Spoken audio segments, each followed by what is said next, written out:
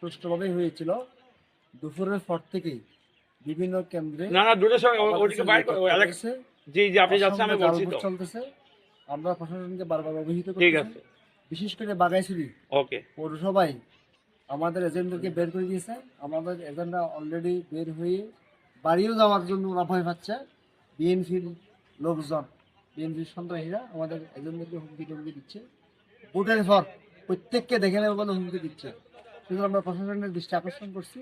আমরা আমাদের প্রার্থী একটু আগে ইউনো মহোদয়কে ফোন করে বসেন বিষয়টা, এবং আমাদের প্রশাসনের আরও বিভিন্ন স্তরের লোকজন কাছে আমাদের আবেদন দাবি রয়েছে যে আজকের ভোট সকালবেলা মোটামুটি ভালো ছিল, কিন্তু বিকেলবেলা বিকেল সময়ে যদি ভালো হতো তাহলে আমরা খুশি হতে পারতাম, সন্তুষ্ট হতে পারতাম। কিন্তু বিকেলবেলা বিশেষ করে আমাদের যারা নির্বাচনী দায়িত্ব পালন করছেন ভিতরে প্রিসাইডিং সহকারী প্রিসাইডিং পুলিশ অফিসাররা জাল ভোটটা ঠেকাইতে পারেনি। সেই জন্য আমরা একটু দুঃখিত, মর্মাহত, অসন্তুষ্ট। আসসালামু আলাইকুম।